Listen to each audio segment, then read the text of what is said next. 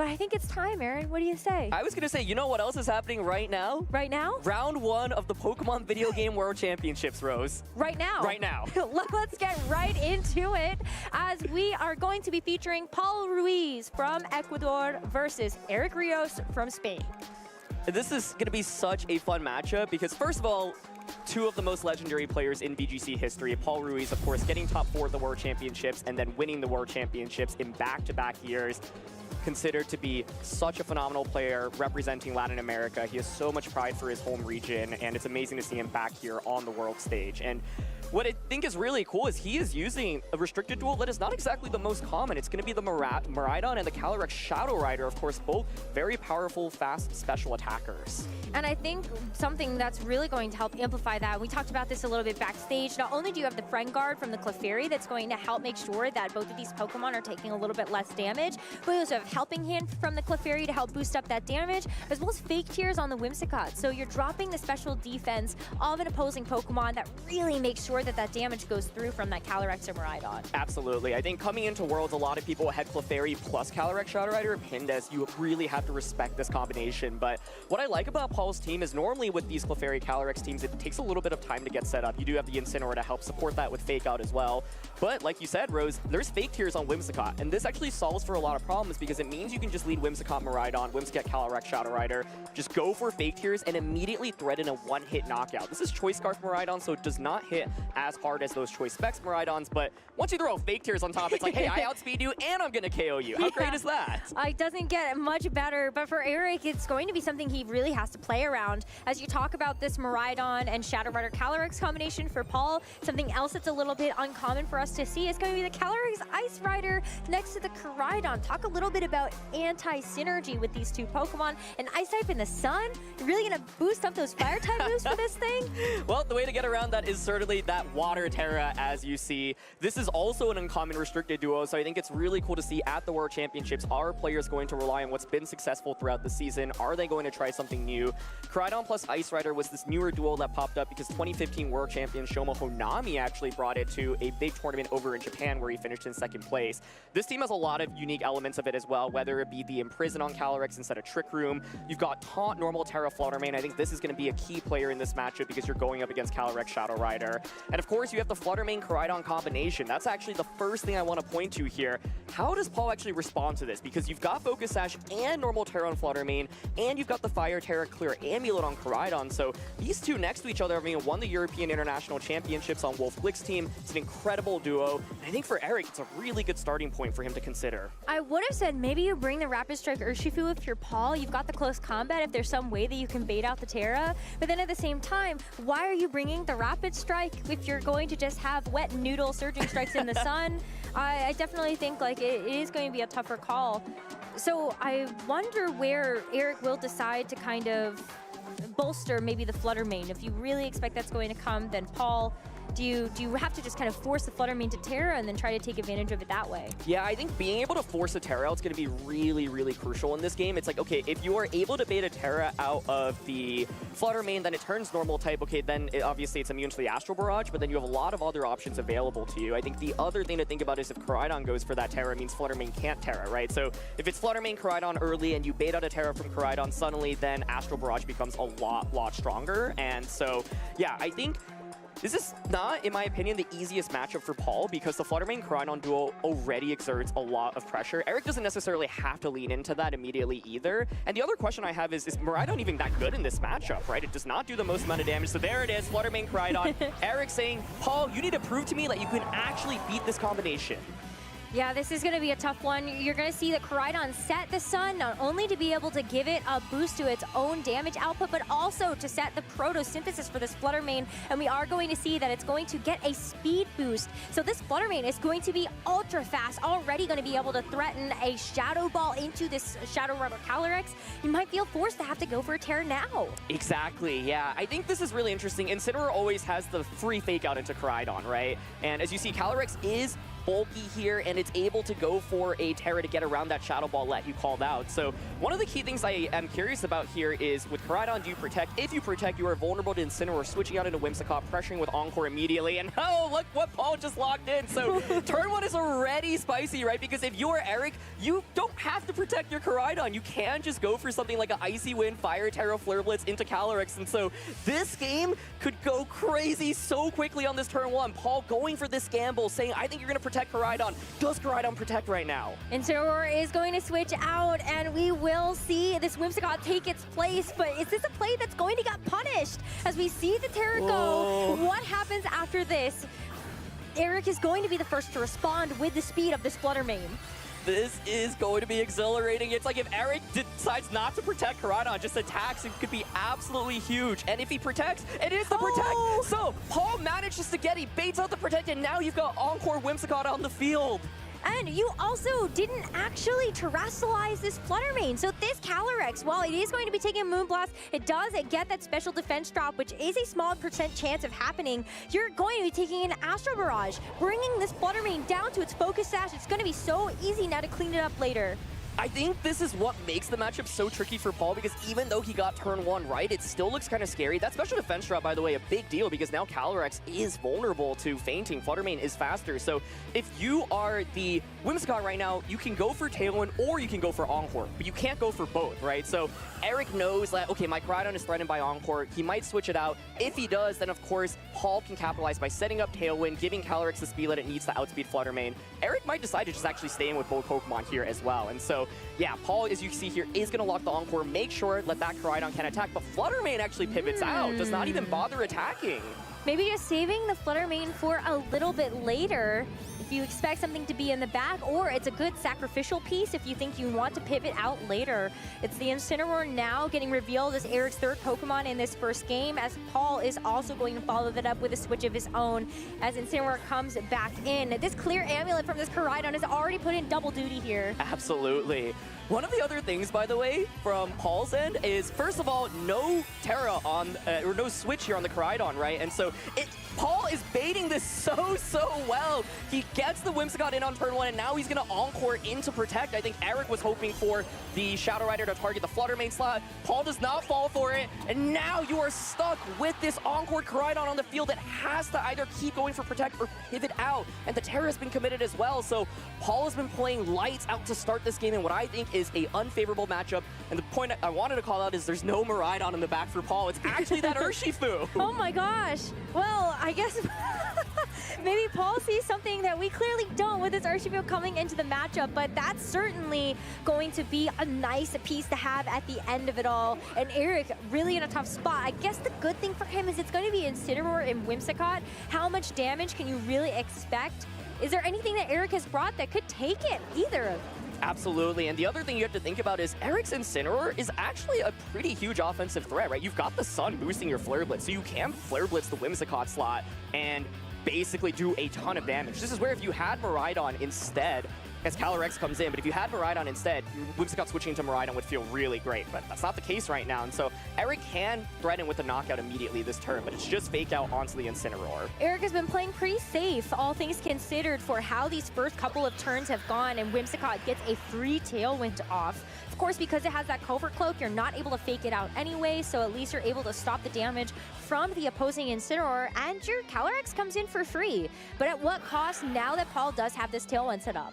Yeah, I think what Paul has working for him is you do have Flare Blitz into Calyrex. If the Calyrex protects, it's threatened by Encore. Eric's way to get around that then is just going for a Flare Blitz onto Paul's Whimsicott here. This is, of course, the Assault Vest on Eric's Incineroar, so there's no threat to, like, Parting Shot into the Incineroar. You could always U-turn as well and Psycho Intimidate, for example. And so, yeah, I think this is a really interesting decision, obviously, to bring the Urshifu, but Urshifu is a Pokemon that can switch into that Flare Blitz, and so it's going to be the pivot right now. Paul dropping a restricted, immediately start off Worlds, and Calyrex does get baited into that Protect. It is going to try to avoid any Flare Blitz damage here. I will say, it's also pretty nice to have the Urshifu versus this Calyrex Ice. I think just being able to have that defensive capability versus this Pokemon also makes it a bit easier. You're also going to be taking basically negative damage from this U-turn.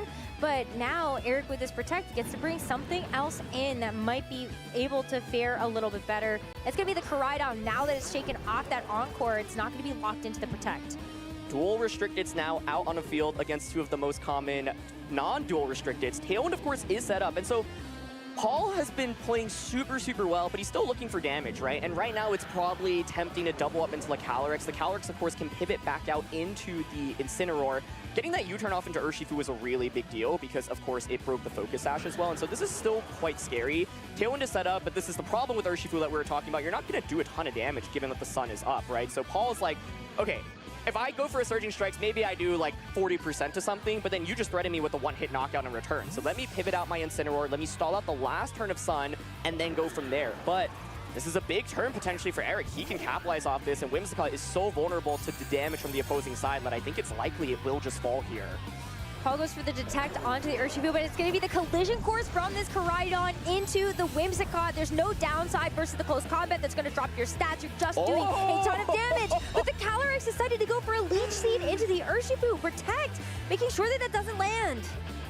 This has been really impressive by Paul, honestly. Like, I think this matchup is so unfavorable, and I feel like he's gotten so many turns right, and so he has positioned this so well. Okay, and now you get the Intimidate off against the opposing Calyrex, and you do pressure with that Surging Strikes. There's no more Sun, and you baited the Terra out of Koraidon. There's nothing that can take the Surging Strikes now, right? So Paul had to play in such a particular way to get to this position, and Whimsicott didn't even feint. So Koraidon's like, okay, I know, you got me. I gotta reset the Suns. He's gonna pivot out, gonna bring out the Flutter Mane, basically sacrifice. I think that's the right play, but taking care of Flutter Mane is also nice, right? Because it does so much damage across the board. And so Paul finally secures the first knockout, but it has been a back and forth battle. It really has. This Calyrex Ice Rider is still able to move on this turn, so you have to expect that it's going to go for this Glacial Lance, try to get some damage down, and hope that you can trade a bit favorably. But see, look at that. The defensive capabilities of both of these Pokemon are perfect in front of this Pokemon. Absolutely, and this is how you beat the Leech Seed Calyrex Ice Rider sets. If you don't have high horsepower, it means your only real offense is Glacial Lance. Every single Intimidate adds up so much, and Leech Seed is nice, but doesn't do that much damage, obviously, over the course of time, right? And so now Paul's gotten the Incineroar out on the field. You have the Fake Out available to you if you want to, right? And the Calyrex isn't doing much. You can just double up on the Koraidon, go for a Fake Out and an attack with the Urshifu. It's still going to take a little bit of time to actually knock out the Koraidon, but ooh, okay, we're actually seeing the Fake Out here into the Calyrex slot. Okay, so just gonna stop the Calyrex for now, but that does mean this Koraidon is free and clear to go for another collision course, and into the Incineroar, of course, it's going to be a one-hit knockout. Koraidon takes a little bit of recoil from that Rocky Helmet, and I wonder how much that's going to add up if this Urshifu decides to go for the Surging Strikes. Critical to note that Koraidon can't protect in front of this, so Eric knows you're just gonna be taking damage from this Urshifu because of that ability.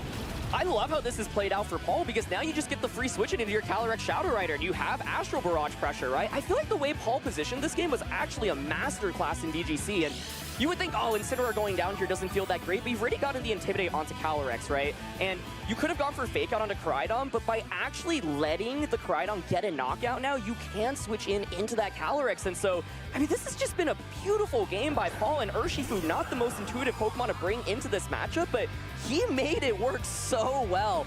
I cannot express, though, how well Paul has been playing this game from beginning to end. And so, still a couple turns of Sunlight. Of course, one of the things to pay attention to is Calyrex's speed relative to Koraidon as well, because you always have the potential of Calyrex to be a little bit slower, right? But either way, oh my goodness. Like, I cannot express how beautiful of a game this has been for Paul Ruiz. All we need to know is that this is the true skill expression of a previous world champion, and we're seeing it play out before our eyes. Eric has no choice if he wants to preserve this Koraidon for later to bring in this Incineroar, and at least hope that this Incineroar will be able to pressure something out a little bit later, because his Shadow Rider Calyrex already terastallized. If it survives his attack, thanks to its typing, then you will be able to go for a Fake Out a little bit later. Calyrex holds on. It is a bit more bulky, but can the Urshifu finish it off with the close combat and the Incineroar? The Intimidate is just not enough to save it with that critical hit, of course. And so Incineroar goes down. Eric Rios in this first game down to his final two Pokemon. Yeah, my main question there is whether or not the critical hit saved the Incineroar. Even if it doesn't get the KO, you're still pressured by the Astral Barrage. But let's see, does Glacial Lance get the knockout? It does not. And look how key those Intimidates are. Normally with these Leech Seed leftover Calyrexes, you love to run a lot of bulk, and so you have less attack investment, and you're up against a Calyrex with bulky investment, right? So Paul Ruiz, take a bow. This has just been absolutely beautiful. Turn after turn after turn. He knows this is not an easy matchup. And this is what I love about the World Championships. The players have spent so much time thinking about their game plans. I am sure Paul has gone up against Koraidon plus Fluttermane before. And he came up with a masterful plan. First of all, dropping the restricted, going for that hard switch into Whimsicott turn 1, getting the Encore off into the Koraidon as well, and positioning Calyrex Shadow Rider perfectly. I mean, this is a beautiful game. It's just beautiful. It has been so good from Paul, but let's keep in mind this is going to be a best of 3. So while Paul has had a dominant first game and will win it off of a double KO, the work's not done yet. We still need Paul to win one more game in order to take this first round of Swiss, and Eric has that comeback mechanism. Absolutely. You win these next 2 games, you're the winner. And I think it's so scary because there's so much that could go wrong for Paul at any given point. If on turn 1 of that game, Koraidon decides, you know what, I'm just gonna attack, and you go for Icy Wind plus Fire Terra Flare Blitz, I think Eric literally wins the game on the spot. Paul had to get so many turns right.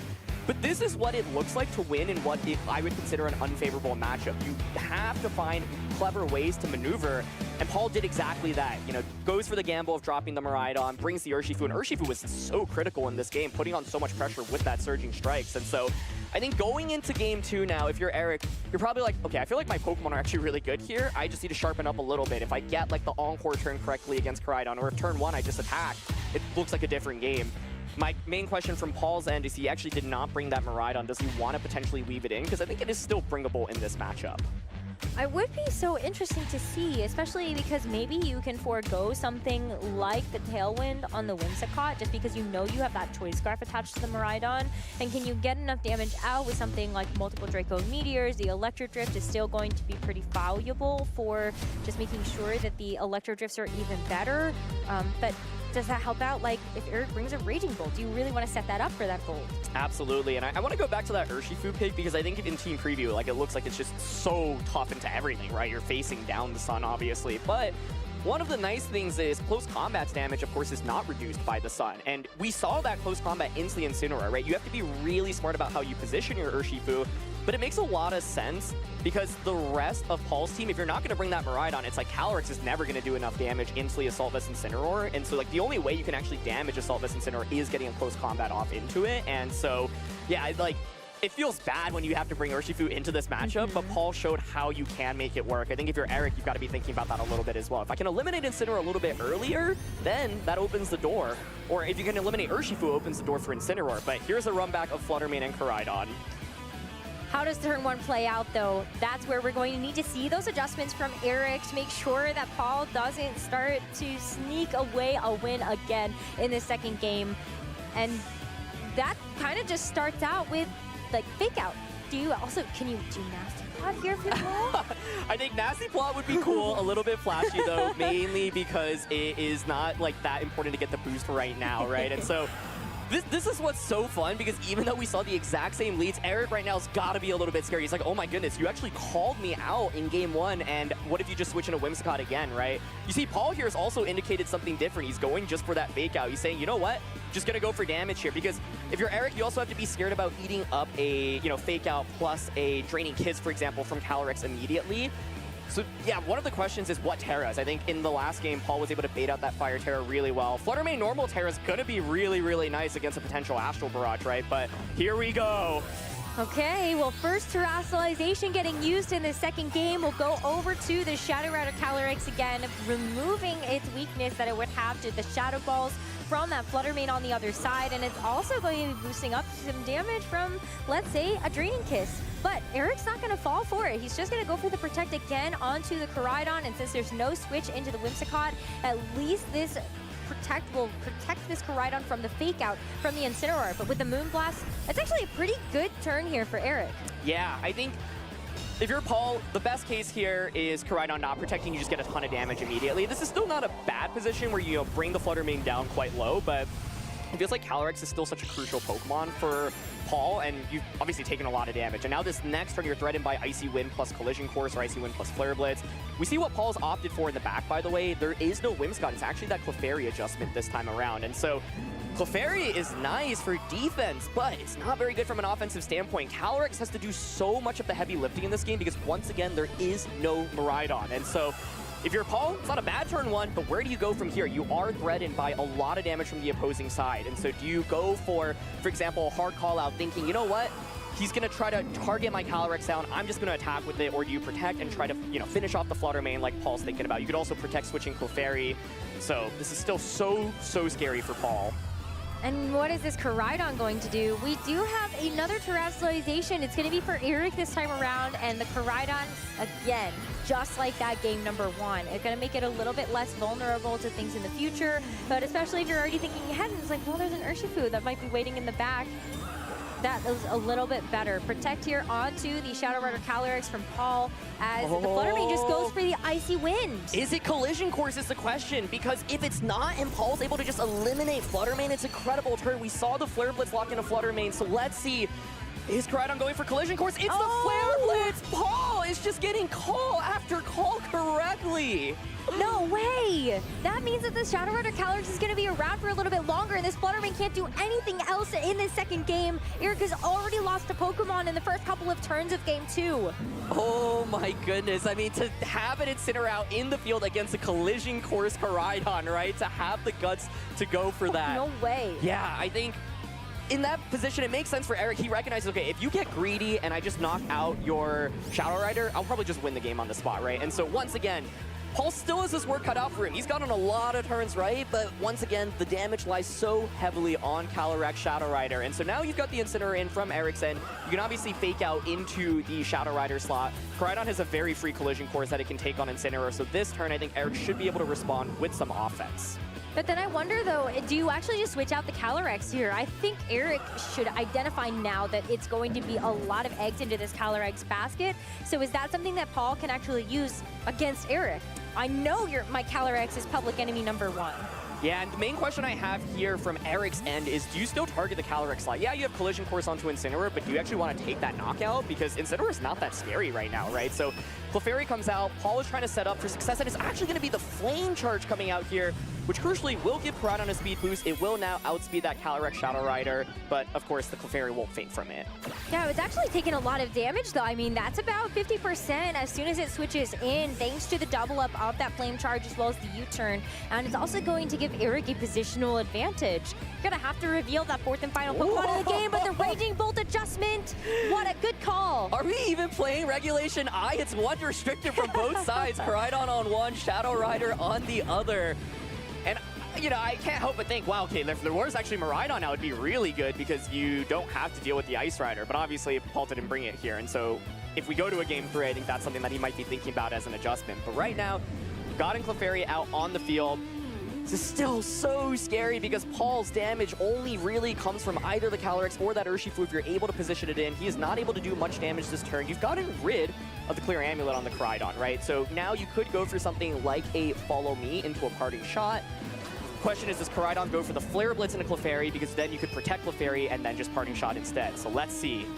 Oh, Clefairy goes for the protect, so what does Eric do? It would be smart to be able to target down this Incineroar, and that's exactly what he does. The Collision Course goes right that Incineroar's way. Another one-hit knockout here for this Koraidon, and that's the power that it brings to this regulation. Incineroar is such a high-usage Pokemon. No wonder why this Koraidon is so excited. The Thunderbolt now from this Raging Bolt, of course, is going to go into the Protect. But if you're Paul, you've got to be nervous. That Urshifu in the back, it could just get Thunderclapped. Absolutely. I really like this Raging Bolt adjustment because Calyrex Ice Rider did very little in that last game, right? It wasn't able to do much damage with Glacial Lands, and the Raging Bolt is kind of like a sleeper pick here because you have the Sun up for it, right? And there's actually no electric terrain for it, but even just with the Photosynthesis, it still does a lot of damage. And it's very bulky is the key thing. You cannot knock it out very quickly. The best way to knock it out actually would be a Draco Meteor from a Miraidon, but Paul showed his hand in game 1 saying, I don't want to bring Miraidon, and so I love Eric's decision to adjust to it, and I think that's actually really, really crucial. But that last turn was big, right? It ends up just being Collision Course into Incineroar. There was the ability for Clefairy to go for a Follow Me, and then Incineroar to go for a Parting Shot. It's not what we end up seeing happening, so Urshifu now comes out, but still going to be a tricky spot. You do have the ability to maybe go for something like a helping hand into a close combat. It's the last turn of Sun as well. So you could, of course, try to go for another protect, but that feels really scary. Urshifu might want to protect, but then Clefairy just gets picked off, and then the Shadow Rider is just outsped, right? And so this is still really scary for Paul, in my opinion, because at any given point in the battle, he only has one thing threatening with offense. It feels like such a volatile turn as well, because what if you go for Follow Me, expecting something like the Thunderclap? That means the Thunderclap from the Raging Bolt would fail, and then Urshifu is a bit more free and clear, but still having to deal with the Sun. Those close combats, not only are you going to be dealing damage, but you also have to take that negative effect where you're going to be dropping your defenses. Absolutely, and so yeah, going for the safe Follow Me here, just saying, look, you can take the knockout with your Crydon and get a lot of damage onto your Raging Bolt. And there's the Flare Blitz that comes out. But this is going to be so scary for Paul, right? Because Clefairy is going to faint now, and then the Raging Bolt is going to survive close combat and launch back with a Thunderbolt as well. Eric crucially not trying to get fancy with a Thunderclap or anything there. And so Urshifu will be taken down to Focus Sash. And that speed boost earlier from Crydon was a really, really big deal. Close combat does a lot of damage, so I actually wonder if it was helping hand close combat there, whether it would have secured the knockout. Yeah, now well, Raging Bolt gets the Thunderbolt. Yeah, and especially, oh, well, of course you have that Focus Sash to be able to help you hang on, but even so, now you've got the Thunderclap, you have no way to actually try to remove that. The Sun has gone away, but I think the damage has already been done. Absolutely. This Crydon is faster than the Calyrex, thanks to that Flame Charge we saw so long ago. And it looks like it's just 2 attacks away from Eric closing out this second game and tying up the series. Yeah, it's like, how do you stop Thunderclap onto Urshifu and then a Flare Blitz into Calyrex, right? Especially with that speed boost. And can't stress how important that speed boost is. Without that speed boost, then the Calyrex actually would outpace, and then you have Astral Barrage pressure. You could protect your Urshifu, go for an Astral Barrage, for example. And so this Raging Bolt putting in so much work, being just a tanky Pokemon that can also dish out damage. And so that's why I was talking about the potential Miraidon adjustment for Paul going into this next game. But this is one of the key things about Crydon. Being able to get that speed boost means then your late game against Calyrex is a lot stronger. And this is why I think it's a really tough matchup for Paul, right? I feel like he played so well, but in the end, it still might not be enough. He's banking on his Calyrex being bulky enough now to survive a Flare Blitz. At least the Sun is gone, but with the Terrestrialization, you're still getting a boost of that Flare Blitz's damage, no matter how small, and this Calyrex just cannot withstand that power. Goes down, and it's just as Urshifu on 1 HP left. Paul is definitely going to take his time to think about what is going to happen in this game number 3. And Aaron, I think we got to talk about conditioning a little bit. Paul had that flawless game number 1. Yep. On this first turn of game 2, Eric could have done something different, maybe expecting that Whimsicott to come back out, but decided to kind of stick to his guns a little bit in terms of that duo. And now for this third game, is Paul gonna fall into a trap, bring that Miraidon, and Eric expects that and is able to kind of get the jump on it? Absolutely, yeah. I think this endgame is also interesting. There was the ability to click Aqua Jet into the Crydon. Crydon probably bulky enough to survive it, but now after the recoil, it will faint. Aqua Jet obviously helps you get around the Thunderclap as well. And so I think Paul was thinking, look, I'm not going to be able to win if he thinks like Aqua Jet, even with the crit, isn't going to not get the knockout. He's maybe hoping for a mistake from Eric's end. Either way, though, Eric ends up not going for Thunderclap because he's like, okay, you're probably going to go for Aqua Jet instead. It's going to be a really tough endgame either way because the Crydon pressuring with the Flare Blitz was just so powerful. Paul maybe could have tried to go for like a Protect with the Shadow Rider and then like Surging Strikes, but then it's like if your Urshifu faints, your Calyrex isn't going to beat the Incineroar in the back anyway. And so I think like Eric just has so much defense on his side as well as so much offense, and that's what makes this feel like a pretty lopsided matchup. But now what? Now what is the question? Like, I want to go back to that discussion really quickly. Totally. Because if you're expecting Paul to bring the Miraidon out, given that it would have been very good into these 4 Pokemon, then if you're Eric, do you decide to bring back out the Calyrex? Yeah, exactly, exactly. It's so interesting. Like, I like the decision to drop Calyrex, quite frankly, even if you think Miraidon's coming back off, because the Incineroar is just so big. The main question, if you are Paul, is if you're going to bring that Miraidon, who are you dropping, right? In this case, he's actually brought every Pokemon on his team other than that Miraidon. So if you're bringing Miraidon, you're bringing Calyrex, probably want Incineroar in this matchup as well. And like, the Urshifu once again feels so crucial just to deal damage into the opposing Incineroar. It's really hard to figure out like what is the right Pokemon to drop here. Like Clefairy also didn't feel like it did a ton in that last matchup, but the Friend Guard of course can be crucial, and so Yeah, I don't know. I think the Miraidon adjustment maybe makes the most sense, but maybe Paul's comfortable saying, you know, I think my game modes in 1 and 2 actually worked. I just need to be a little bit sharper in terms of my play. Because, of course, if it was like follow me on Clefairy instead of the protect that turn, would have baited out the collision course, Urshifu would have been able to get an attack off. But once again, it is going to be a run back here. We've seen this before, Rose. We also saw that Clefairy take 50% damage as soon as it switched in, right? So, you know, how long can you really expect that Clefairy to hang around? But as we get into this third game, it does look very familiar from the other two that we saw. And so again, it comes down to this first turn. Both players very comfortable with the Pokemon that they've led for the first 2 games of this series. But now, does Paul switch in the Whimsicott, right? Does Eric think that that's going to happen? We just saw what's in the back, and it's actually a run back of last game. It's going to be Clefairy, it's going to be Urshifu. And so this is really, really scary. Oh my goodness, okay. I was like, he's thinking about going for Fake Out on a Flutterby that would cover for normal Terra, but we haven't seen Terra at on. So Paul being like, you know what, I'm happy to just play it safe and go for the same play I went for the previous game. I think this makes sense because you could literally lose the game on the spot. But it's going to be a Terra coming out here into the Calyrex once again, so no Terra to start, at least on the Flutter Mane. I think Terra normal Flutter Mane would have actually been really interesting here to give the immunity to Astral Barrage immediately, but the extra damage output on Cridon and the defense is nice, and so here we go, trade in Terras. Yeah, it's so risky, I think, right? Because you look at that Flutter Mane, it's got the Focus Sash, so yeah, you're gonna have it for at least 2 turns, but you're still taking so much damage from either of these Pokemon. I think it's a really risky investment to make when you know your Cridon's probably around for a bit longer. Fortunately, not gonna attack this turn because of the Fake Out, but the Icy Wind is gonna help out for the next turn. And no Protect from Cridon, so this is actually a huge difference maker because now it means Calyrex gets an Astral Barrage off into Cridon. That's a ton of damage, and so it's a better start, right? This is what Paul was actually probably hoping for in the previous game. Look how much this is gonna do. Oh like, my goodness. That's a lot, right? And if Cridon just takes like recoil damage from Flare Blitz, Aqua Jet will probably be a KO even in the sun. And so it's a much better start for Paul this time. I think Eric was a little bit worried probably about the Whimsicott bait once again, right? He was like, I don't want you to do what you did in game 1. If I protect and you switch in Whimsicott, I'm gonna be in tough shape. And so Paul gets the better end of the trade, and this is so important in what I think is such a tricky matchup. And this Incineroar is going to be doing a lot of damage too. I mean, just even though this Koraidon does have that Terra Fire, you can still use Knockoff, get rid of that Clear Amulet for later. If for some reason the Koraidon is able to stick around, but any amount of damage on top of this Shadow Rider Calyrex should be able to clean up no matter what.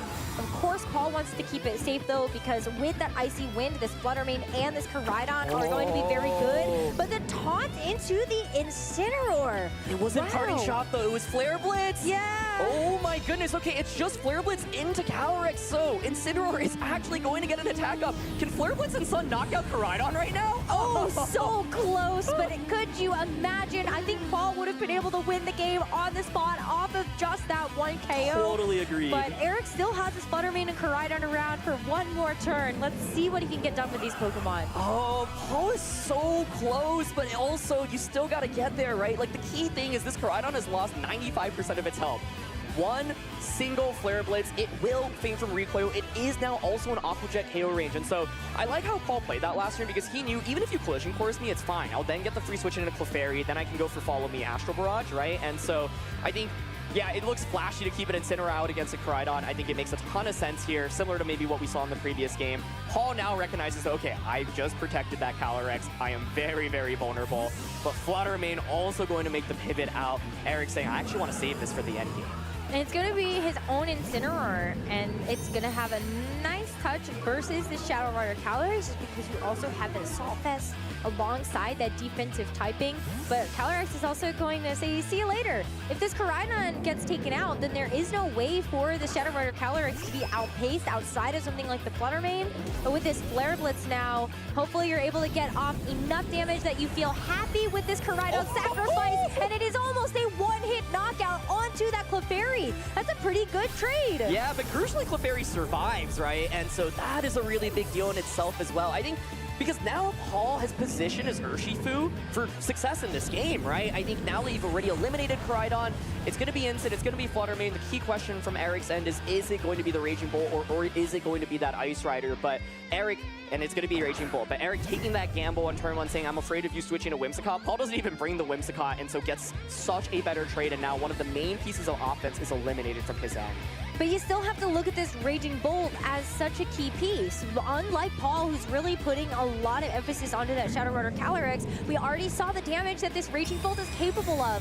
Paul knows the Clefairy is under threat, decides to protect it, but that leaves this Incineroar, unfortunately, on the receiving end of this fake out. And can this Raging Bolt follow up with some damage? It does. The Thunderbolt into the Incineroar is going to do a nice amount of chip there while you've already bought yourself that turn with the fake out. Oh my goodness, this feels so tense right now. I think like feels close. Paul definitely is like, okay, this has gone definitely, I think, as well as can be. So can I now secure the win, right? Because I'm ahead, but this is a tough matchup. What's crucial is that there's only one more turn of Sun, and because Koraidon is fainted, you can't reset the Sun anymore, so Urshifu suddenly becomes so much more viable. But this turn, you are not threatening with very much damage. You just protect it with Clefairy, and so both of these Pokemon can't really offer too much. Paul, key question is, maybe you want to actually just sacrifice both Pokemon and then get the free switch-ins into both Calyrex as well as that Urshifu. Is there enough damage on the board? Eric actually is not going to go for the knockout here. Protects this Raging Bolt instead. But the Fairy goes for the Follow Me. Paul knows something is going to be going down this turn as long as this Incineroar actually went for damage. Oh my god, the Clefairy does not get knocked out from that U-turn. It survives with 1 HP. The U-turn, of course, giving you the ability to pivot, but Clefairy is a bulky Pokemon. It refuses to go down. I'm actually wondering if maybe a free switch in there could have been more beneficial for Paul there. I think so. Because then you can, get Urshifu in, you threaten with Aqua Jet immediately, but either way, Clefairy hangs on, and it is the knockoff into the Raging Bolt. Had that been a target into Fluttermane, I think that actually would have been a fantastic trade for Paul. You force the Incineroar back in, there's no more Sun, there's no more Intimidate, but Fluttermane now does manage to come in for free. I mean, think about it. Even if you go for Follow Me here, you're going to Follow Me and Icy Wind or something, and then you just have to hope that it misses at that point. And the Raging Bolt still is free and clear to get this knockout onto the Incineroar. So Paul has to think, is a switch better? Do I want to protect this Clefairy? And Eric has a choice now of where to put the damage. Oh, I like this play a lot. So I think what Paul was hoping for is, hey, I don't mind if you knock out Incineroar because then I have Clefairy, Calyrex, Shadow Rider. I can just help me hand Astral Barrage everything. Eric realizes, okay, I need Instant back out on the field to deal with the Calyrex Shadow Rider, so let me use the pressure of Fluttermane and actually just pivot right back out. And so it's been a very awkward dance right now. I think Paul is like, I don't want to switch in my final 2 Pokemon. I don't want either of those taking a Thunderbolt. Thunderbolt comes out now, but with Friend Guard and no more Sun, Incineroar actually manages to survive. And the knockoff is going to get rid of the safety goggles and do a little bit of damage, but there's no Moongus. So that's not actually something that you're too worried about right now. If you're Eric, you're just like, oh, okay, that's just, funny damage. Exactly. Oh, this is so close. Like, I feel like Paul has the pieces, but he has to get it together right now and figure out how to weave it all into one place, right? Because once again, it's so scary if you end up switching into your Urshifu or your Calyrex. And so Paul's saying, you know what? I'm okay. You can just knock out my Pokemon now. Please.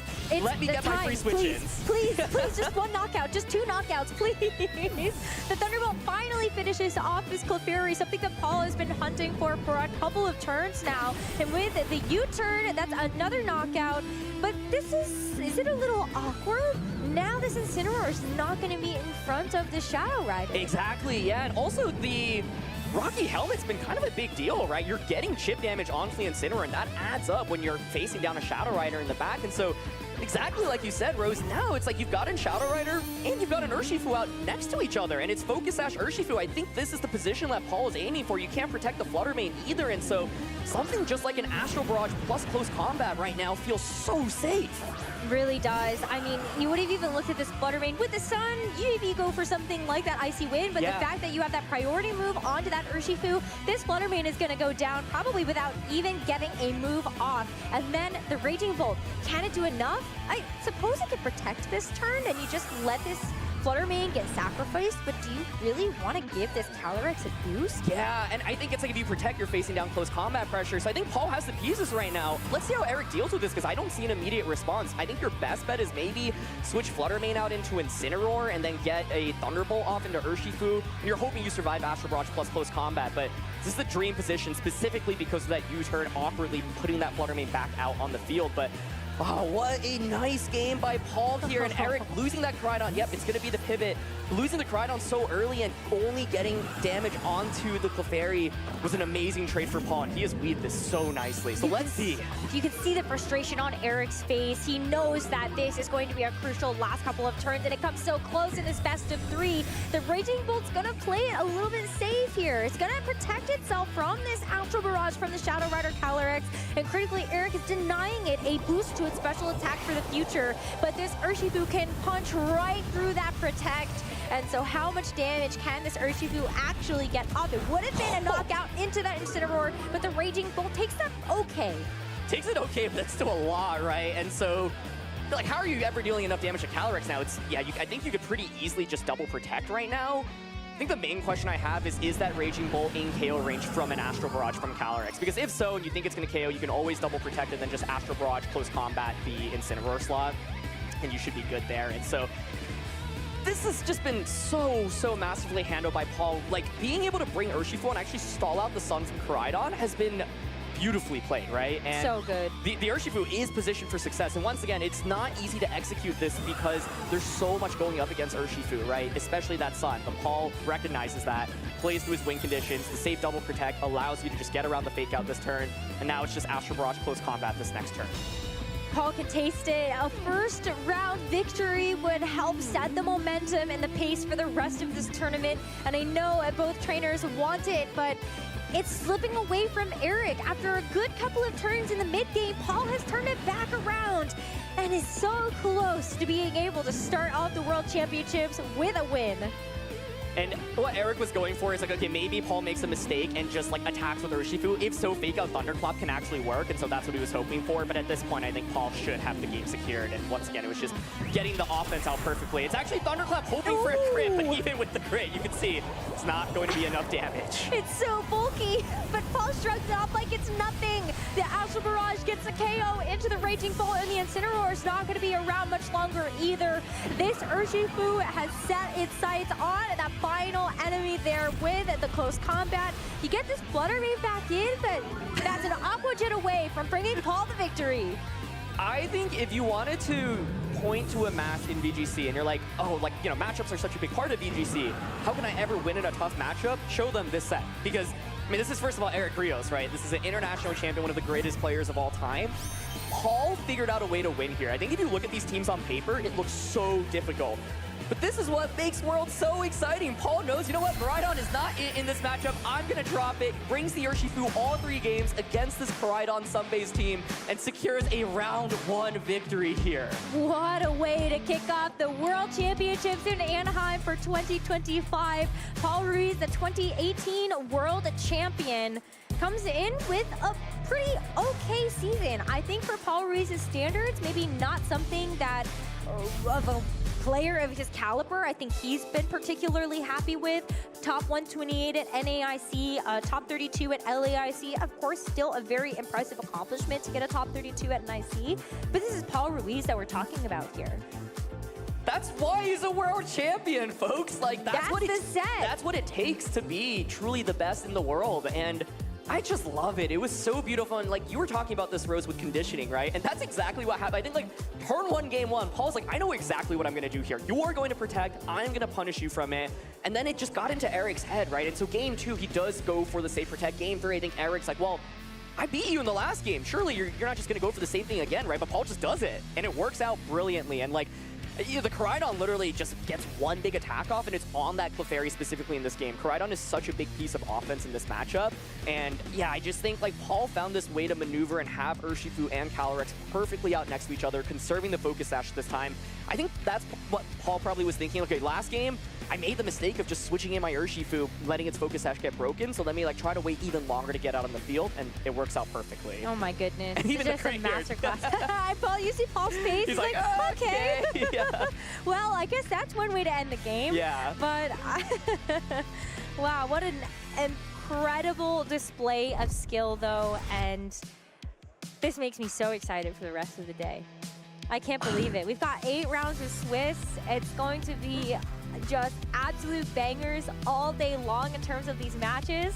I wonder how that side stream went too. Yeah. Yeah, like, oh, so much Pokemon action here. Yeah, that was just such an exhilarating set. Like, I keep thinking about there was like an opportunity for Paul to win in like game 2 because it ended up, there was like the Thunderclap Aqua Jet like war, and then it ended up being the targeted Shadow Rider. I don't think it would have ended up mattering since there just wasn't enough offense for like the inside or in the end game. But yeah, Paul decides I'm just going to run it back with the exact same Pokemon. I'm going to make the same turn 1 play as well. And this time, I think a single Astral Barrage, I mean, this is why Calyrex is such a crazy Pokemon, right? Like, one Astral Barrage can literally be the difference between losing and winning a game. And that amount of damage that you got onto the Koraidon to start off the game was absolutely huge. But that was just peak Pokemon, and it was just beautiful to watch. It felt like, you know, Eric's matchup is probably a little bit more favorable. And so Paul recognized, okay, this is not the easiest. Let me figure out a way to maneuver it. And yeah, once again, just dropping your restricted in all 3 games. Eric dropping his Rice Rider in 2 games as well. Like, this is what Worlds is about. It's definitely not an easy decision to make. The reason why we have these restricted Pokemon on each team is because they're considered to be incredibly powerful. We don't want everybody to run a team of Miraidon, Koraidon, Shadow Rider, Calyrex, Kyogre, or whatever you want. So we limit it to 2 in some of our formats. And so the fact that you've got access to these super powerful Pokemon and you say, I'm gonna leave 1 at home. I don't need it. Yeah. I got a Raging Bull. I got Urshifu. They're kind of just as powerful, but it's so cool to see that. And it reminds me that Pokemon is just such a skill-expressive game. I want to talk about Urshifu once again, because I think coming into this match, you know, Rose, I was like, I don't think Urshifu comes out in this matchup, right? And it makes sense, right? right? So hard to bring, but the sun, like the typing. Exactly, but Paul recognizes, even if this is not what feels like the best Pokemon, I kind of have to bring it, because otherwise, how in the world do I deal with the Sylveus Incineroar on the opposing end? Like, that alone can soak up so much damage while also disrupting with Knockoff and Flare Blitz in the sun.